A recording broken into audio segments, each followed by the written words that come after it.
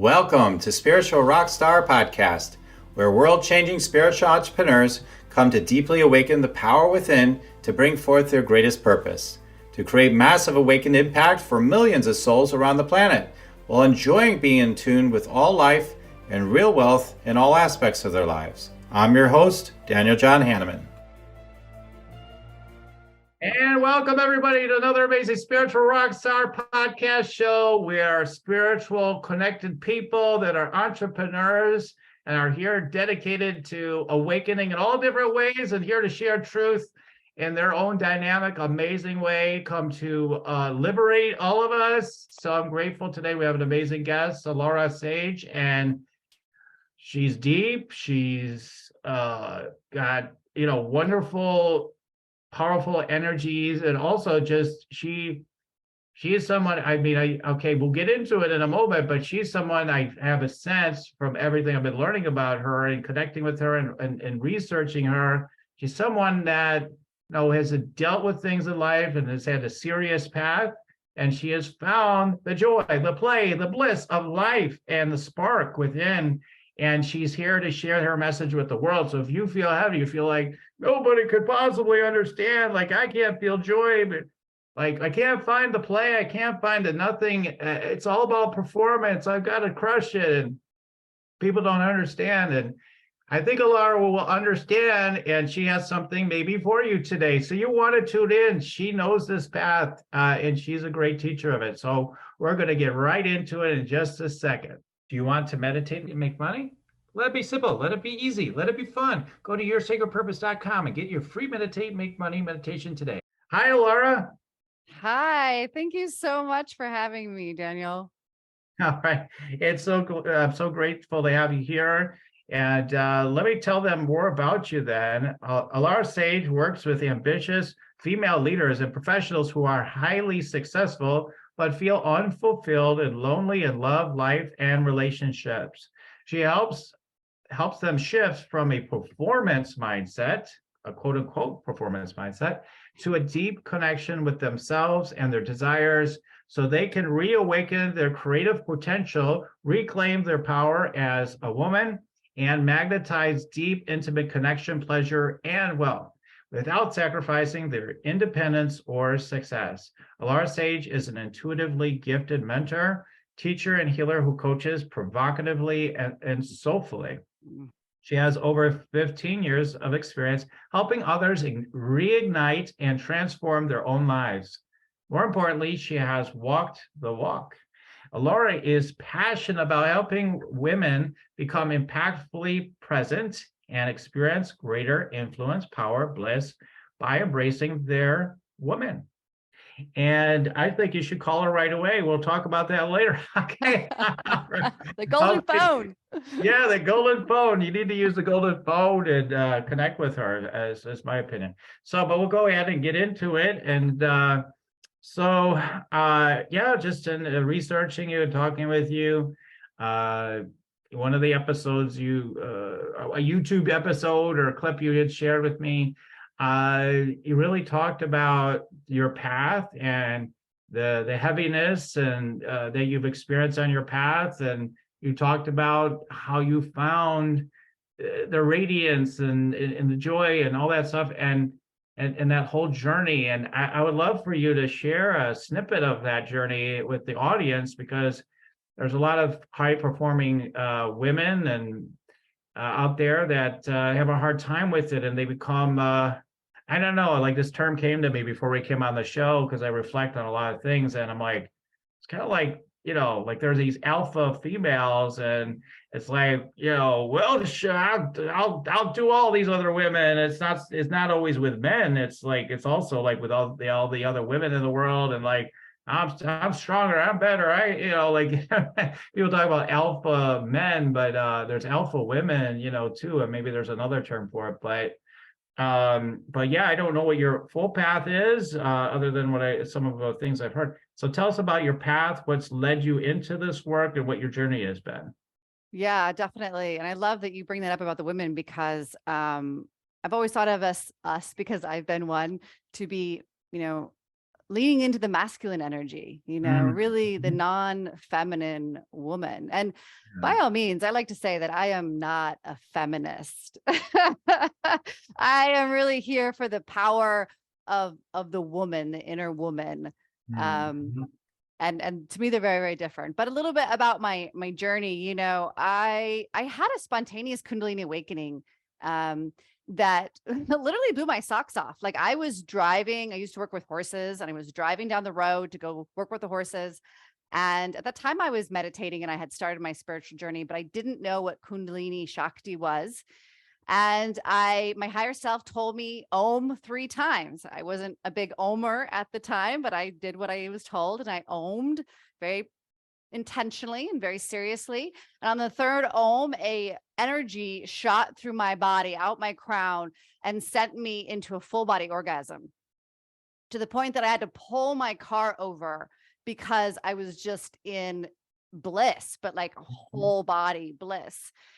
And wow, it was amazing. And I was super like on cloud 9 for the rest of the day. And then for the next 6 months, my life was an absolute roller coaster. Because, this energy had unlocked and unleashed all of the pent down emotions. I used to tell myself that I was good, I was confident, I was stable, right?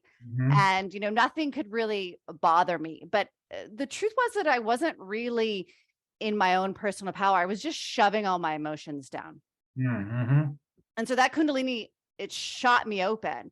And for 6 months, I honestly several times asked myself if I was going crazy because of my emotional roller coasters. And at the time, I had a successful career, I had a husband, I had kids, we had a home. Everything from the outside seemed perfect. And this is what I like to really share, because, it shocked everybody when after that Kundalini awakening, I asked for a divorce. Because I just realized very strongly that something was really missing in my life. And I knew that that life wasn't really what I wanted. And which, is always a hard path to follow when I had very young children. I think my oldest was 3 or 4, and my youngest was like 2. And, nobody in my family and my friends, they just didn't get it. They were like, why? I thought you had the perfect marriage. My husband and I, we got along, meaning we had no passion. There was no fire in our relationship. We just got along. We were just, cruising level headed. And so, it sent me on this real journey, of course, as we are as seekers, of really, who am I? And where is my passion? Like, I was not lit at all. I was numb. I could do jobs very, very well. I was very successful. I could get things done. I'm highly intelligent, but I had no pleasure in my life. I even remember one day, long before this happened, I went out with my husband to hang out with some friends, and we were all going to play volleyball. And I remember just thinking, like, I don't enjoy any of this. And then as I was thinking that, I was like, I don't really enjoy anything. Like, just the deep realization that I don't have pleasure in life. And I think that was really, kind of the beginning of even starting my spiritual journey, and the real seeking to, what is pleasure? What is joy? And how do we find it in our reality? And what brings it to us? Interesting. So I love that, you shared about like how this all sort of kicked off, or it seems, around this Kundalini awakening experience. And isn't that interesting that on that third Om, right? Like, it's just like something that sounds extraordinarily simple when the conditions are right, or you're right, you're ripe for the shift, for this thing to happen, like, boom. Like, and sometimes it just happens spontaneously out of nowhere for people. Like, they're not doing anything. And all of a sudden, boom, like the floodgates open. And I think that's incredible. And yeah, I mean, there's definitely a big crisis that happens afterwards for most probably most people to some degree, different levels, but depending on how it flows, right? But yeah, I mean, that's a whole episode and more in itself, just talking about that whole process. But that is so amazing. It just shows like how much vitality, that is, there's so much vitality inside people. And I think Mhm. even like, so if you're just like, I just get things done and just, boom, boom, boom. And yeah, I'm pretty happy. And, like all that stuff. But then, okay, let's say you start waking up and you start feeling more vibrancy, this deeper vitality, which is hard to put into words for people unless if they haven't experienced more of that, they don't really know what you're talking about. They're like, oh, sounds good. Sounds like you're having a good time. They don't know what you're talking about. And then whatever level we get into in that vitality, like there's so much higher levels of that vitality that we have not even have experienced yet. For me, you and our listeners, like there's more and more to it. There's more and more you can get into with it. Not that we're chasing a high or something. It's just like we're actually just getting deeper into these different energy layers. And I just think it's so amazing because so many people don't realize, how much more there is in there, so to speak. And I think that alone is so huge for people, is to realize there's so much more vitality, energy, litness, everything in there. And so, yeah, one of the first stages for people is all the crisis and I feel amazing. Oh my God, dark night of the soul. And it goes back and forth, right? I can't orient to this. This is too much. And then finally you maybe, it takes different, and then sometimes it's for years or a really long time people go through that, or it's shorter, like you said, whatever, like it seemed like a 6 month kind of thing or whatever it is. And then we get to the other side of that, so to speak. And then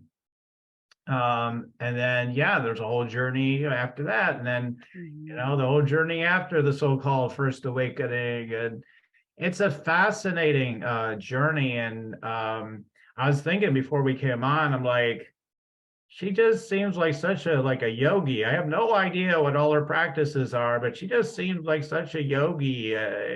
Maybe it's more past life than this life, but like I Mhm. really get that about you. And Mhm. um, but it's interesting the density, right? That so many of us have taken on. Like so many of the people I tune into people. I do all this energetic tuning in, and we've all done all these different things in different lives, right? It's Mhm. like, wow, okay, we chose like this kind of dance in this life. And there's all this vitality that maybe we've connected to in the past that also we rediscover.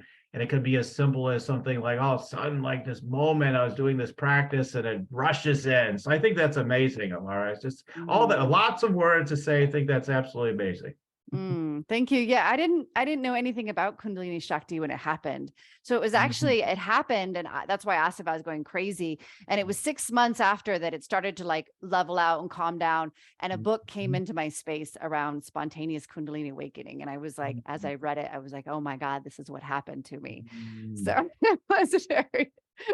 it was very spontaneous. And I didn't even know what it was. Right. There's people that chase it, right? They're like, I want Yeah. that awakening. I will obtain it. And if you're an overachiever type of person, like, you really get into it. And like, yeah, you probably will come to you still, even when you do your overachiever way.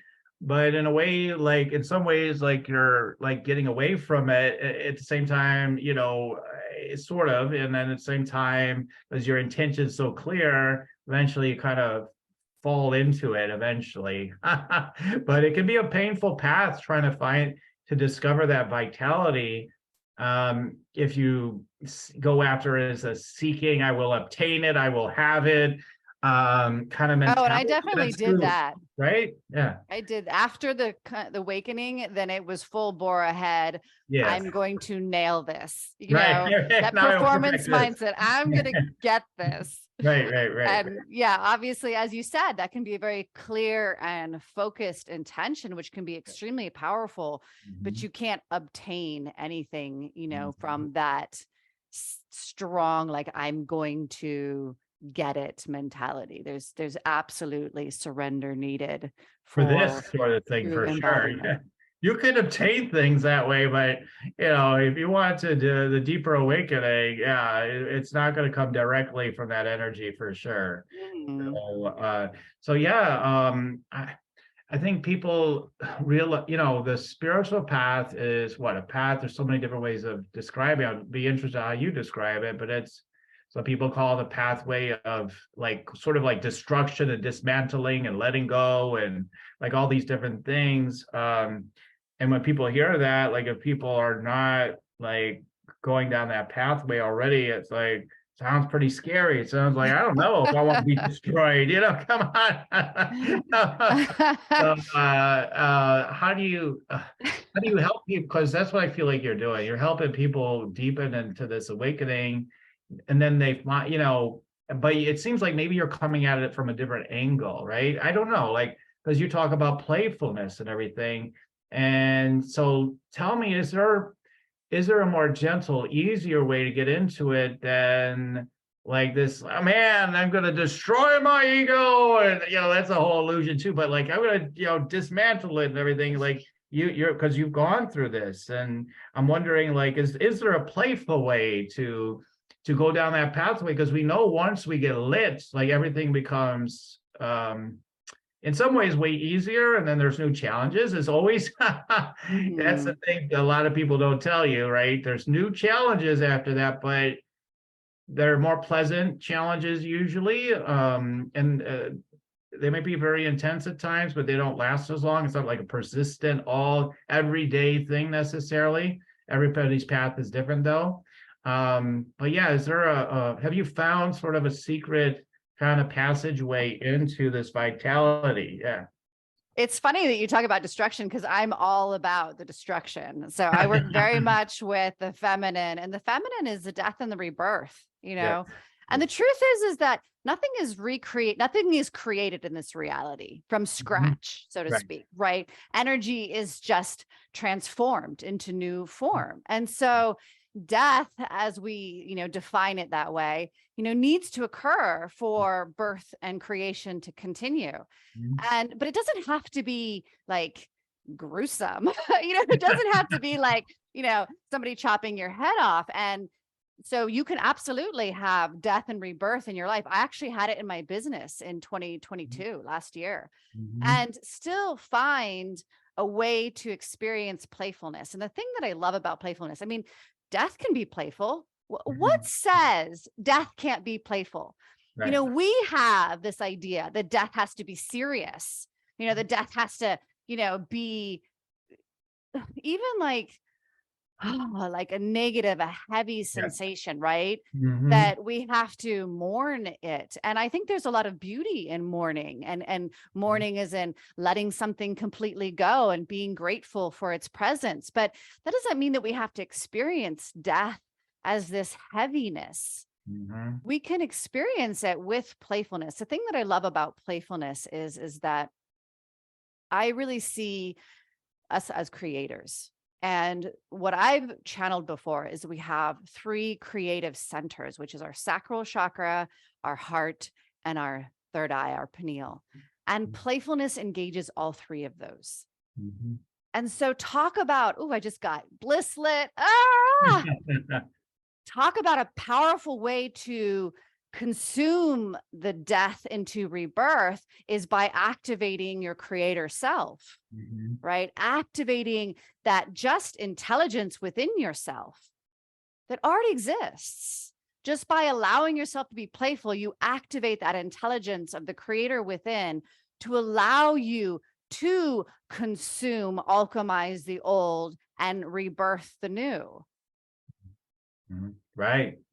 Right. Yeah, it's funny that you say that. Like, with my scanning and everything I do, I've trained people to do energy tuning into people and scans and the chakras and everything. And yeah, those are definitely those three gates, definitely like that. They're magical gateways, right? Of energy, receptivity and magic, and like a lot of ways of talking about it. But I love that you brought that up, and the connection of the pineal gland and everything. And yeah, there's so much to explore in our energy, you know, and a lot of things, like I always say, like the things that seem like they're the most unreal things are the most real things, right? And the things Yes, that seem the most real are the most unreal, not real things in a way, right? So so absolutely. it's like it's so ironic, like to think like getting deeper into your subtle field, the way I'm sure you guide people and your processes with playfulness and through the gates and everything,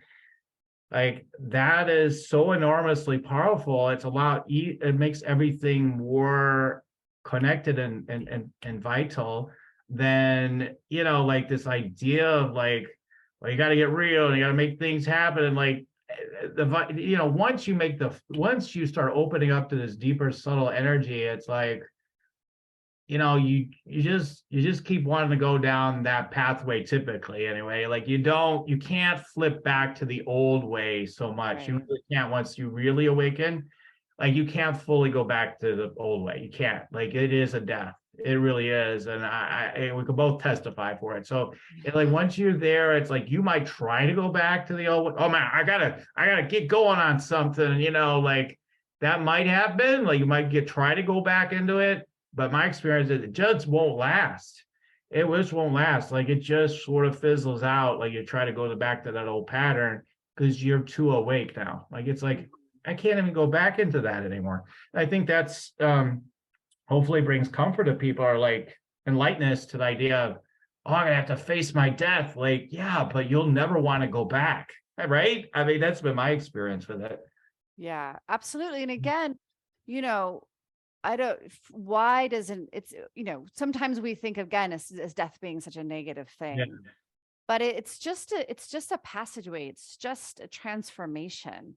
Mhm. And when it's all about how we look at things. And Right. that's what I love about playfulness, because if you really just invite playfulness into your life, whatever that looks like for you, like one of the things I love to do is just put on music and I dance. And I am not a good dancer. Like I dance funny, I dance awkwardly, I lose my balance, but I don't care. Like I just let my body literally move in whatever way it wants to move. And I let loose, I let go, right? Of all of the rigidity and the has to be a particular way and the performance and all of that, and just let myself be fully in the moment. And when we just allow ourselves to be fully in the moment in this playful way, because that's a lot of what playfulness is, it's about presence. You're totally engrossed in the moment, right? Like you're not worried about what's happening. Like when you're really playful, you're not worried about what's happening tomorrow or like any of those concerns. You're engrossed in what's happening and you're lit up and your imagination is on fire. And when we're in that space, everything feels so much more graceful and fluid. Even pain can be euphoric. I don't know if you've ever had this experience. I've had intense pain, and I would take myself very strongly into the pain, relax my body, relax, and put all my focus on it. And I would be able to bring it into euphoria. Yeah. And because it's just presence, right? It's just Right. about the availability to what's really there. And that's why I love playfulness, because it pulls us into the moment. So it allows us to naturally transmute these so-called deaths that seem and sound so intense, right? With just ease and fluidity and really joy and like the delight of our childlike self, which I used to never even have. Like I literally didn't have it. Yeah. But the igniting it myself back in it has been like nothing can really phase you when you allow yourself to be playful. If feel myself getting even the slightest too serious, I'm like, nope, okay, we're gonna take a break, step back, like I'm gonna have some fun. Because Right. like I can feel I'm starting to analyze, or I'm starting to like, we got to get this done, and Gotta I'm get like, it nope, done. No fun, no play for you until you eat your dinner, eh? exactly. And your No broccoli pudding too. if you Yeah, don't well, the eat whole your thing, you meat. gotta eat Yeah. it first, eh? Yeah. Well, and when we get into those energies, we start to like need to have solutions, Mhm. right? Which sometimes we're not meant to have the solution. Our higher self has the solutions. Our higher self has the how. We are meant to just flow with it. But how am I supposed to do this? How am I supposed to get this accomplished? And that's when I pull back and I engage in something playful, something fun. And it's just amazing how many times while I'm doing that, I'm joking you not, of course, I get the information of next step or how to take care of it or the how of everything that I would have sat there in some level of tension or, this energy that feels tight and creates more tension and rigidity and force, really, versus power. And power is instilled in playfulness. Power is instilled in the present moment. That's when we're powerful, not when we're in our head trying to force something to happen from an analytical, logical state of being, right? When we allow our creative nature to flow through us, we are naturally powerful. Answers come to us. There is a wave that we get to ride. And, sometimes this sounds very like, oh yeah, sure. But the amount of times that I've swung back and forth between swinging back into a mind-based tension state and then swinging back into that playfulness. And every time I'm like, I'm going to stay here more often. I'm going to keep coming back to this because it always shows up for me. Right. Right. I mean, it's funny. Like, I think there's somebody else, like, this day is a little bit of a blur, but I did an earlier interview with somebody we recorded today, and we talked about, I think it was there, or maybe it was someone else I talked to. I forget sometimes, right? So we talked to somebody, we're talking about, I think actually it was a client I talked to. Okay. I said, you get into, once you get really connected, we have the ability to see through the illusion and literally like all the so-called laws of the physical universe don't apply anymore. Like literally you could be stuck in traffic somewhere. The GPS says you're screwed. You're never going to get there on time. And then you get there on time. Somehow it works out. Somehow, and then the logic mind's really genius. It's like, yeah, because of traffic, this happened. I could figure it out or whatever. But no, there's things eventually you can't figure out. You're like, you have no idea how this just happened. And it's because it's so illusory. Like, that's why I tell people, like, it doesn't really matter, like, that I can do these things, but we all can. Like, if I really, it's really important to me, like, it really matters to me, I could just flip off all these lights in my room, like, with intention. Like, I just literally just take them out. Like, it's, because they don't even really exist, right? Like that whole thing, like the fluidity, and we get into that. Part of the reason why is relates to what you're saying. Once you get in a playful state, you can feel that fluidity more. You start to tap into that. And I'm kind of wondering if that's kind of part of how you help people too. Like it's all about the vital energy is what I'm hearing for you, but then but I have all these things. Yeah, well, it's going to be a lot easier in this playful state, right? Yeah, I mean, definitely for me, it's all about connection, right? So what I really do is I help people connect. And first and always foremost, that's with themselves, with their own body. And with women, it's really connecting to their womb and their intelligence and this ancient wisdom and this creator being. I mean, we can bring, eternal etheric energy into physical form. It's such an extraordinary thing that we have in our bodies that when we connect to that intelligence, it's the abyss, it is inexhaustible. Women have inexhaustible power based in their womb. And so what I do is I help women to reconnect to their bodies, reconnect to their womb, reconnect to their emotions, reconnect to their sexual energy, because sexual energy is creative. It is a form of Shakti. It is so powerful, and it is rooted in pleasure and enjoyment and lighting up the body. When we go through orgasm, we blow open all of our chakras and our meridians, and we're just lit, and yes, then again, you are able to come at life from that higher vibration. So sexual energy, such a powerful tool to use to keep lighting ourselves up, not addictively, but as an available source of our own Shakti. And then absolutely intertwine the playfulness. Like none of this needs to be taken so seriously. Trust me, I've done that. I sat hours and hours in meditation. Like I gotta crack the code, you know?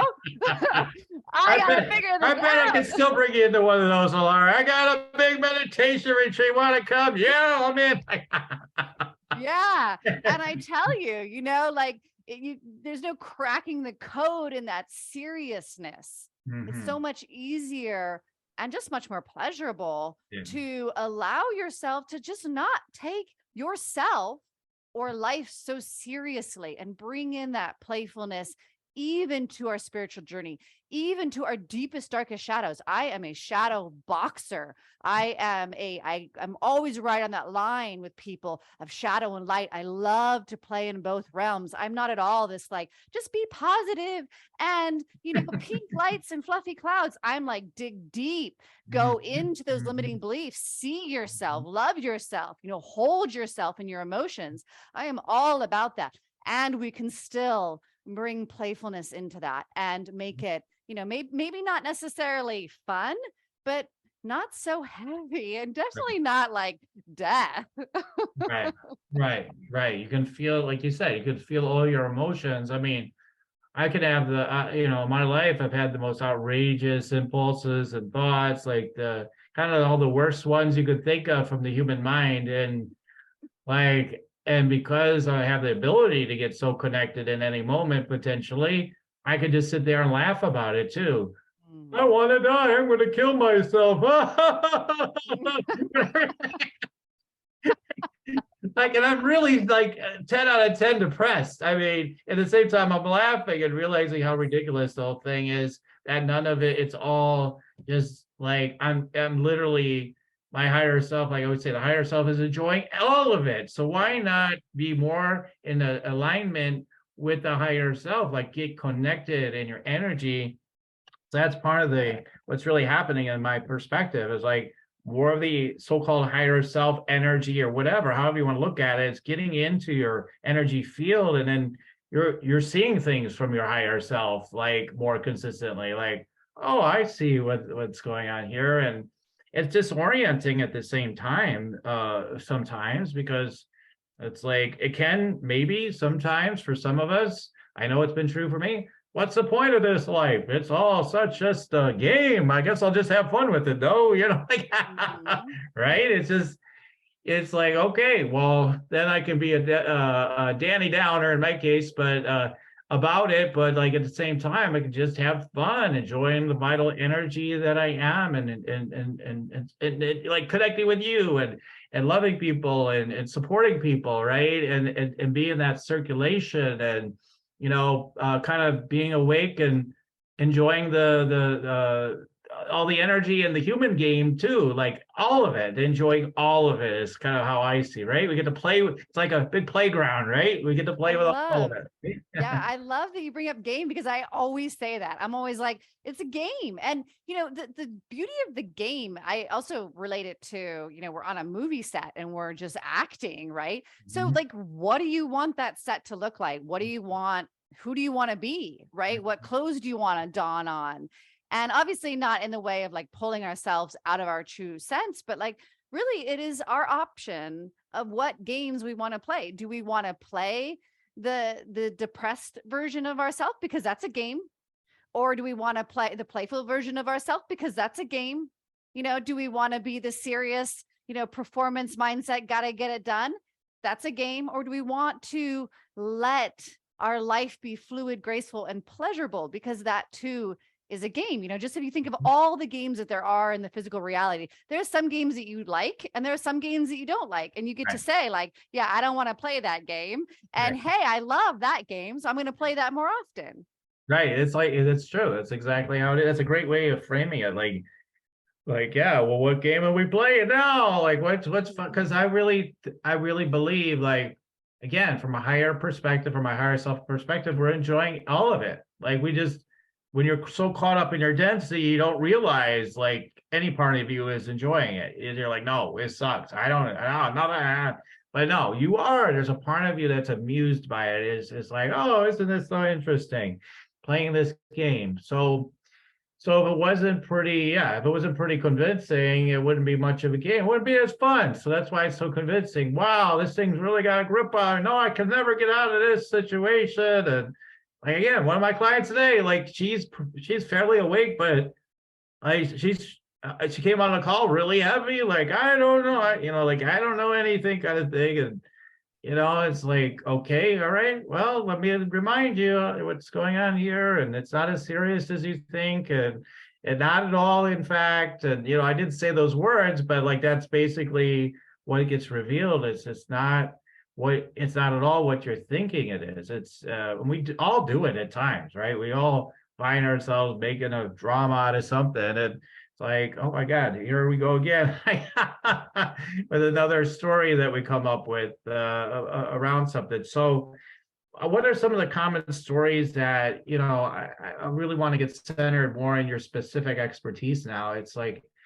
you help women that are, high achievers and all that to get into this playful energy, and you've been talking about it, but like, let's get more in detail.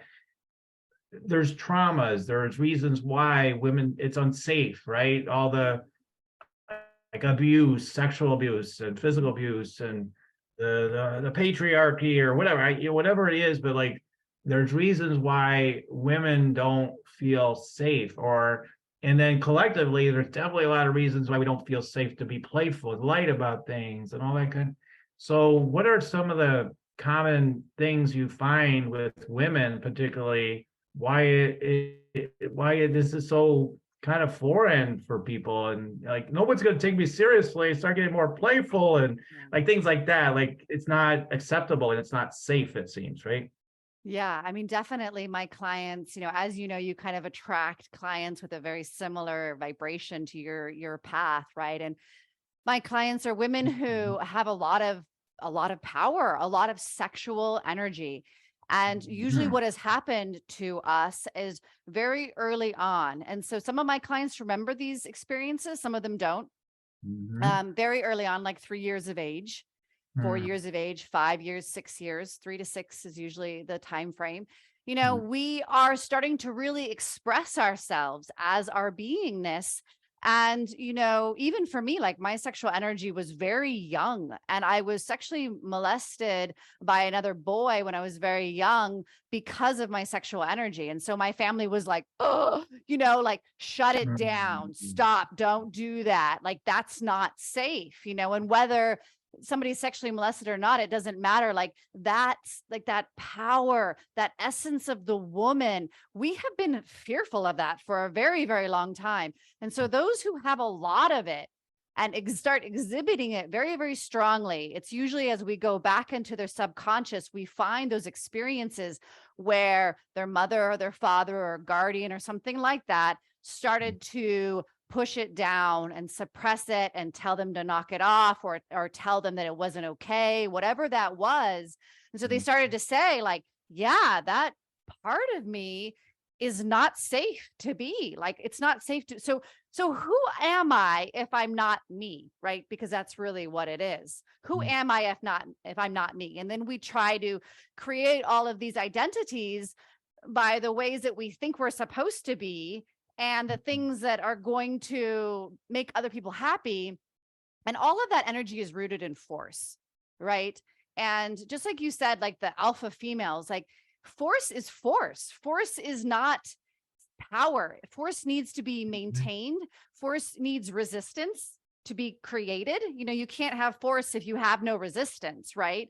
And force isn't rooted in our true beingness where power is. And so we move into this energy of force, and we're constantly forcing our reality and forcing our identity and forcing ourselves into these spaces that we think we need to be.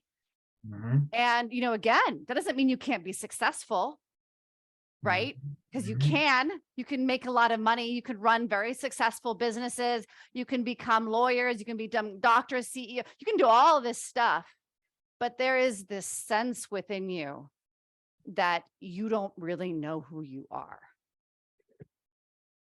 And for me, that was that turning point. And that's what I always see in my clients. They're like, who am I? How do I find this person that I I know that's in there, but I honestly don't have a clue who she is because it starts at such a young age. Yeah. Yeah. I mean, I don't relate to it on a personal level as a man, but I hear you as far as like the overall experience of the shutdown. Like I think it happens for men and women in Yes. different, maybe similar and exactly the same way in different ways, so it's both. And yeah, because I always laughed at people like I was rolling around kissing girls when I was like 3 or 4 years old, and then I had two girlfriends in like what was it, third grade, like literally like both of them like attacking me under the tires or something like that. Like they're just little kids, but like, and then I went to being like this totally like once I started, getting older, it's like, yeah, been there, done that, like I didn't even have sexual stuff so much, although I think I will just say this, because I don't know who's listening on the other side of these walls today, but there were things that happened. There weren't abuses, but there were weird situations that happened. Let me just put it that way at early age. So it's like, in Yes. a way, like I was ahead of everybody, like in terms of like certain experiences. And then it's like, I just shut it all down. Like, it just like, I'm just like, and then my sister got pregnant and everything. I'm like, I'll never use sex in this way, or all this stuff. And then it starts getting shut down. And but yeah, the no comes in, I guess, is my point, like in some different ways. Like I got to protect myself, like, or if you feel like you're so powerful for women, I'd love to ask you this question. Does it feel like if I'm so in my power, because if you're truly in your power, you're not going to be hurt, is what it's kind of my point. Like, I don't know if you agree with that, but like you're truly present, you're truly in your power, nothing really is going to touch you. You know what I mean? Yeah, Like people won't absolutely. be able to, molest you or Yep. anything. I'm not blaming the victim, so to speak, and all that. But like, you know what I'm saying? Like, but like if you're in that connection, but is it possible that we could be so in our power, but we're told you can't be that powerful. I'm the parent, or I'm the whoever, I'm the authority here. And it's like this power grab, and then we're like, oh, okay, sure, I'll play that role. And like that's kind of how I see it. I don't know. But as a woman, like, what do you see for women? What is that dynamic? Is it along those lines? Is it a little bit different? Is it a lot different? What's your take on it? Yeah, I'm not sure I completely understand your question, but yeah, I Oh, mean, for one, sorry. I absolutely agree with you that when you're, one of the things that I struggle with spirituality is when people say, and I'm gonna make this whole statement because it's part of it's not true. The whole statement is true. In spirituality, they're always like, Yeah, yeah. protect yourself energetically. Mhm, And that's never resonated with me. mhm, And yes, those kinds of tools and techniques can be useful, but mhm, it's about understanding just what you said. When you are in your power, mhm. there's really nothing that can harm you. Not to say nothing can harm your physical body. You could Right, still have something harm you, but it doesn't matter. It doesn't right. matter what happens. Nothing can actually Mhm. harm you in Yeah, that sense because you can see beyond the illusion of even so-called harm, right, right? right. So understanding that ultimately we don't need protection because those things can still be these walls and these ways of trying to isolate ourselves, or I need to protect myself from other people because I don't like that energy or that's not safe, right? Whereas when we understand that, hey, if you really are able to open up your power, you bring light to everybody. It doesn't matter what space you're in and what negative energies you're around. And this is really the power of the woman. We are such massive containers. We can hold and transmute. She is the devourer. She can transmute so much energy, but it's in her power that she's able to do that. Hmm. Hmm. The transmutation of energy. That's what I'm hearing you say. So, that's interesting. So, give me an example of that, like the Mm. potency of that energy. Are you saying it's particular to women, or it's the feminine energy, or is it both? Or tell me more about that. I'm curious. Yeah, and I love that question because I'm always trying to tell the guys like I am not like, again, I'm not a feminist. Like I love masculine and we do Mhm. all have feminine energy Right. and masculine energy. Right. Absolutely. Do I sense something different with the physicality of the womb, I do. I haven't figured it out, to be perfectly honest. And I've spent a lot of time feeling into both bodies, no matter what their sexual identity is, and feeling into the difference. And I've known people who have, become women, but don't have a womb. And to me, there is a vibrational difference. So, but yes, what I'm talking about is the inner feminine. And for me, one of the things that I've always been really good at is just that I can merge with people and I'll just channel their energy right through me and out my heart. And for the longest time, when I was in the beginning of my spiritual journey, I thought I was doing something wrong, and I was speaking to my teachers and everything, like, because everybody's like, protect yourself and, all of these things but I'm sucking the energy through me and transmuting it. So like, is that okay?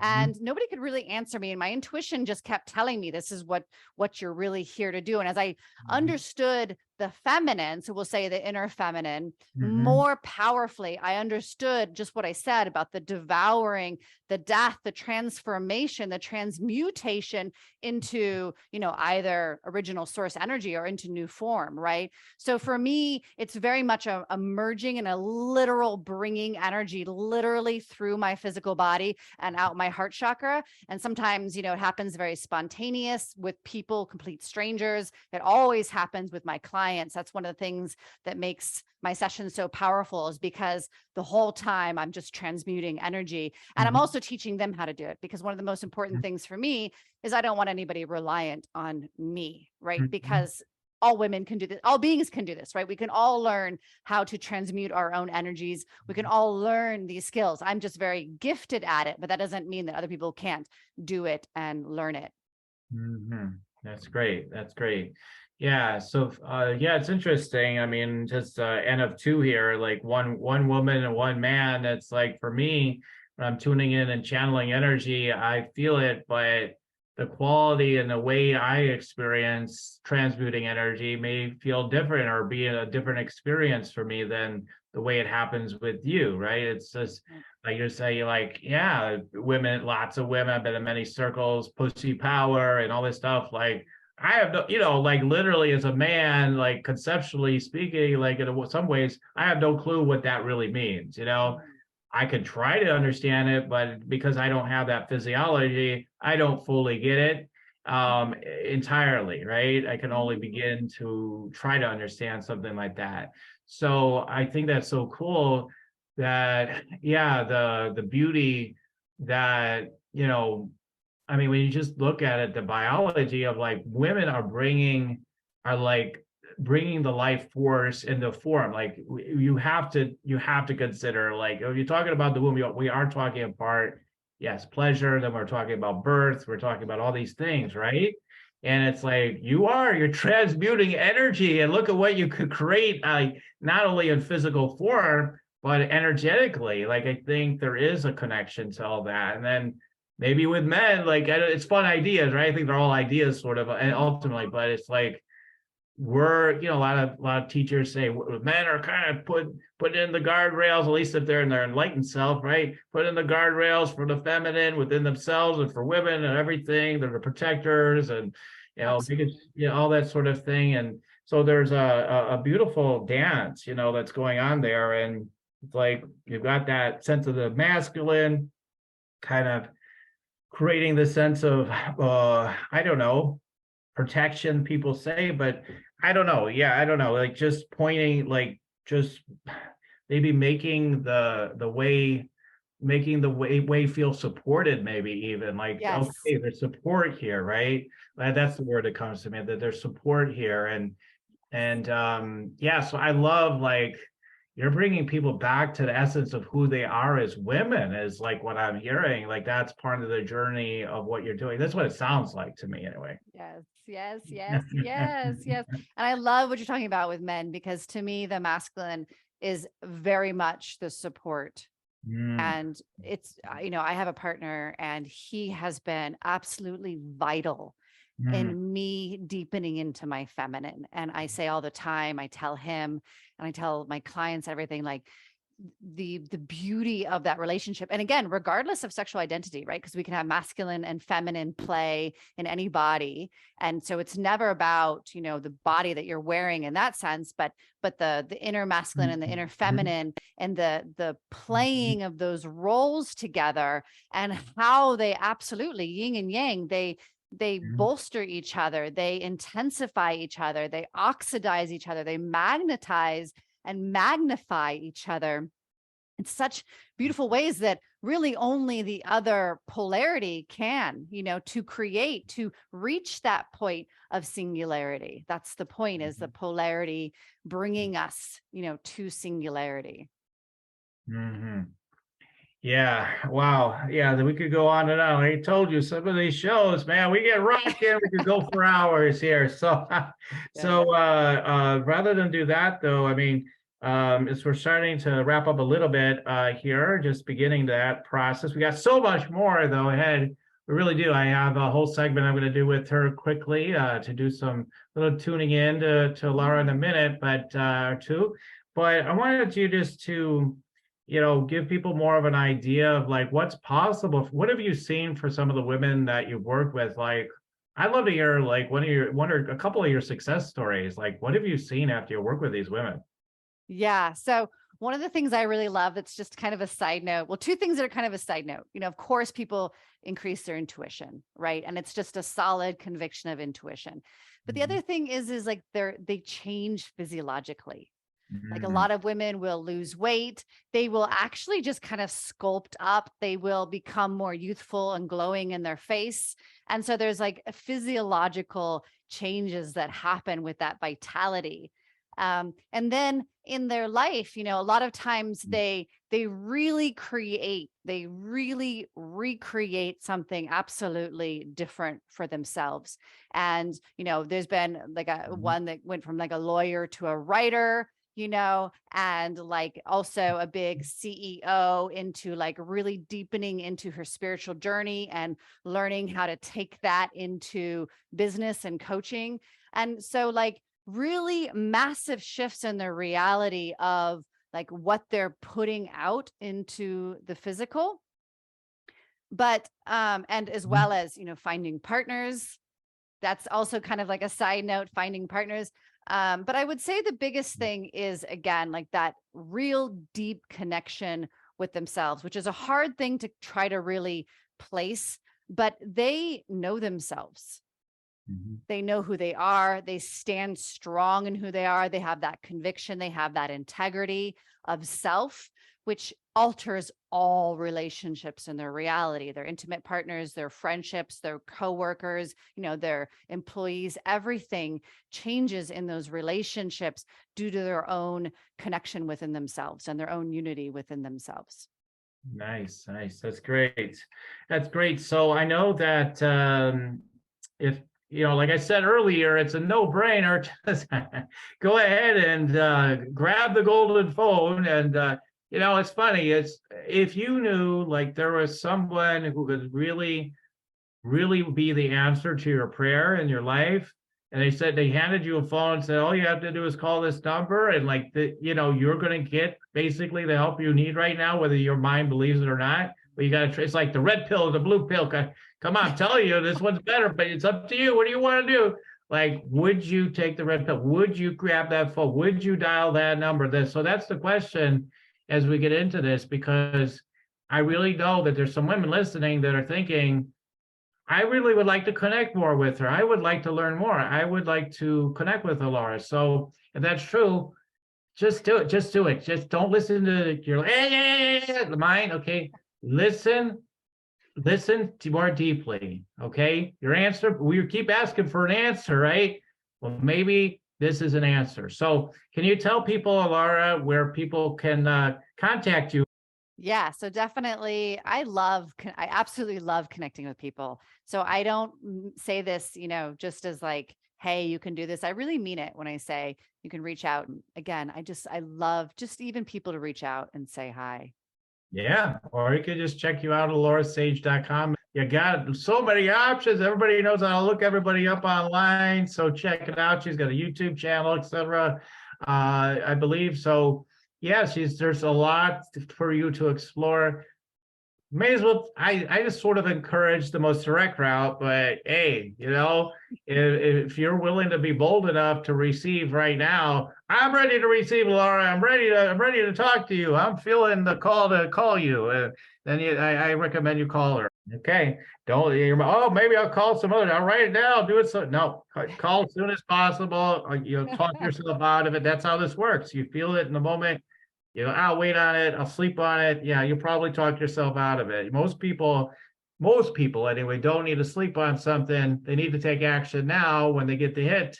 Otherwise, you talk yourself out of it. That's usually how it works. I'm not saying it's always true. I'm just saying it's mostly true.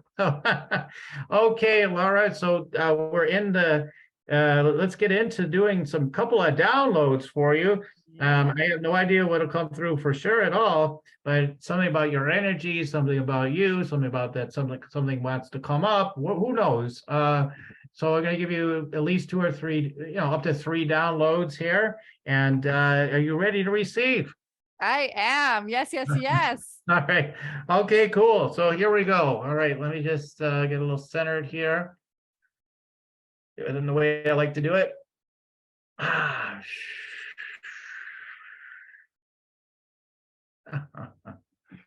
So what they're showing me, and you already know this, but again, we want to double down on you seeing yourself and helping other women see this about themselves too, that you're connecting with. You were born, and your essence is this, they say wild child, it's just like, it reminds me of myself. I think this is one of the reasons why we like connecting with each other. It's like when I was a kid, for example, I don't know if it matters, but like I'll just say this, like I was very introverted, very shy, but I also had this like enthusiasm, like, well, let's do, like I just like a crazy enthusiasm that was more a little extra. And then we something shut, everybody looks at you weird and you're like, oh, maybe I shouldn't be like, right. But that's what I see in you. I see this even more so maybe than what I'm saying with me, but like this wild child, like everything's possible. Let's do it. Let's go shop over here. Let's go to Paris today. Let's go over there. And like you're just like like everything is possible. Everything is there, and it's just following like the creative impulse that really is connected fully, ultimately to God and source and intuition. And you're really have a natural connection to it. You're getting it more into it. They're telling me you're only about halfway in still, like, even better. It's even so much more, but so there's so much more still. And that this is actually a huge part of your work ultimately, like is helping people to trust that, because there's these wild childs out there. Everybody has some of it in them, right? And like bringing people into that, and they're just like, yeah, we talk about energy orgasm and everything, like, wow, we're having the best time ever. And like it's not some fake phony kind of energy, it's like authentic, it's real bliss, it's real joy. So I could go on this way, but we're going to go ahead and go to another topic. It's the first download. Yeah. All right, let's see what else is coming through.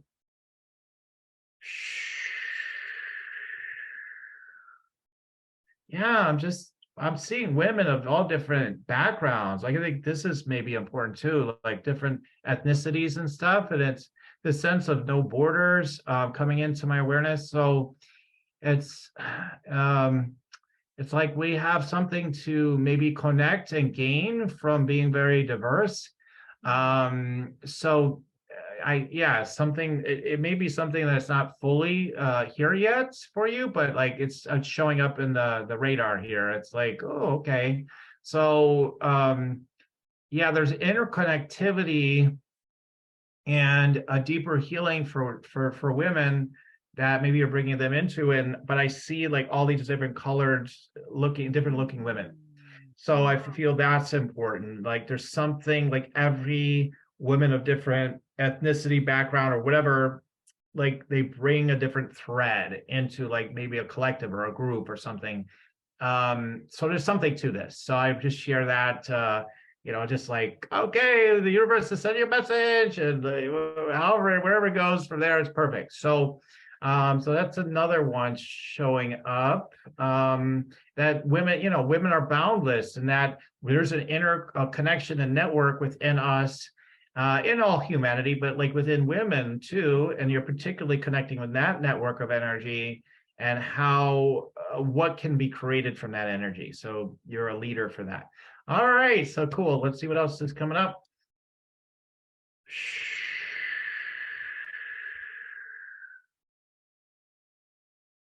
Okay, so it starts off with a message like you can, and we get to have, so it's like, okay, you get to have your ice cream too. So this idea, it's like, I think it's always the stupidest thing, right? Isn't it the stupidest thing you've ever heard? Well, you think you can have your cake and eat it too? It's like, what the hell is cake for? It's like, what the hell? You're supposed to eat cake. Of course I'm gonna eat it. Right. I mean, like, this is the most ridiculous statement I've ever heard. I mean, so it's like, of course, that's what it's there for, of course. And so helping women, shed the sense of shame or guilt, or like, well, maybe other people, I didn't get the ice cream, therefore you shouldn't have any, or something like that. It's something like a shameful thing. Like, you could be so creative, so magnificent, and then be able to have your ice cream and eat it too. And like, no, I'm eating that ice cream. Like, like something, it's like, no,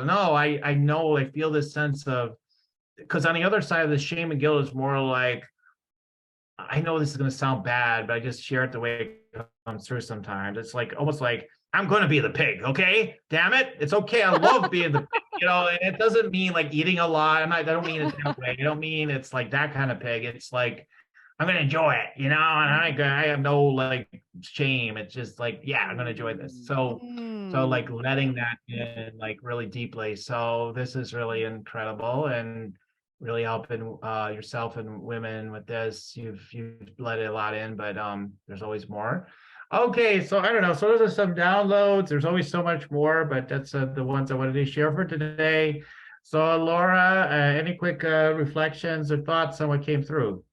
I mean, yeah, that was extraordinary. The first one that you said was a lot of the intuition I get about like celebration, right? Like my intuition is like, celebrate your life, not wait and then celebrate, like celebrate it now. Like you said, go to Paris. I'm always getting like travel more. So I totally hear that. And the third one I really love, because what I got was like, it was kind of like unapologetic when you said the pig, right? Like, no, I'm going to devour it. I'm just going to lavish myself in it. And really just give myself that deep permission. So I fully receive those. Yes. Oh, awesome, everybody. So, I'm grateful to share. And if you want to learn more about me, and go to you, I'm like, wait a minute, drop in ground for a second. Okay, so go to yoursacredpurpose.com. I do offer you have to invest. Okay, so it's not just, I got my free session. But like, you have to invest, but I offer a Rock Your Sacred Purpose Energy Scan consult. So where we look into your energy, your gifts and everything, and look into your purpose, your business. I was just telling Laura about, I'm doing these telemarketing calls for someone I'm working with. We're building out scripts. We're doing funnels. At the same time, I do everything else too, it seems like too. Spiritual guidance. So what you need, like I tune into, I'm helping to see you and move things forward in your purpose and in your business, and getting you aligned with that. And I happen to have other abilities and skills, and I'm grateful for that. So anyway, but if you're looking to be seen and to understand like what the heck are my next steps, like usually people are in transition when they connect with me, go to yoursacredpurpose.com. If you're looking to manifest money the easy way, meditate and make money. Go get my Meditate and Make Money for free at yoursacredpurpose.com. Devour that sucker, take it in. It's going to open up and light up your energy, get you connected with the abundance energy and the money energy. Also get you downloads for the day through the meditation as you use it daily. You'll have more confidence. You'll make more money in your business. I can almost guarantee it. I mean, you just have to do it. You just have to do it. So go to yoursacredpurpose.com. All right, Alara. So I'm going to let you have the last word on everything for today. So what as far as like the actual interview phase here of the show. But yeah, so what any last words for the audience from you?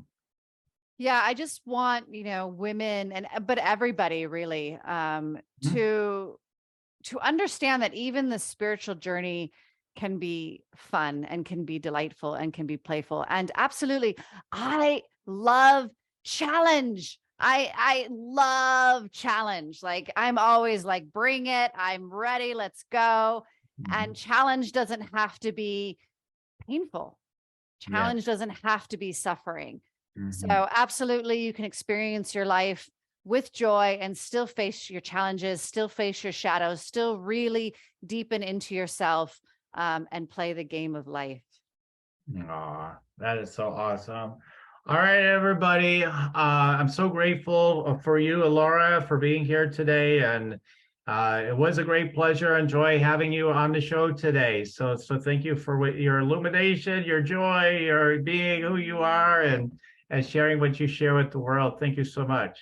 Yeah. And thank you, Daniel. I just want to say to everybody, I can really vouch, because what you did with the reading just then, like, maybe to some people that sounds very vague, but it wasn't. It was very, very specific to me, and it was spot on. So if somebody is interested in getting a reading, I can definitely say that your reading that you just snapped right into in an instant was absolutely spot on for me. So thank you for that. Oh, thank you for sharing that. Thank you so much. All right, everybody. I want to thank you all for listening in today. As I always say, keep on tuning in, and we'll keep on rocking it here at Spiritual Rockstar Podcast. Till next time, everyone. Spiritual Rockstar Podcast. Stay tuned for our next upcoming new episodes each Wednesday and Saturday. Please be sure to subscribe, rate, and review to help us to serve you best. As a reminder, you can get your free Meditate and Make Money meditation at www.yoursacredpurpose.com to rock your sacred purpose. Goodbye for now, everybody.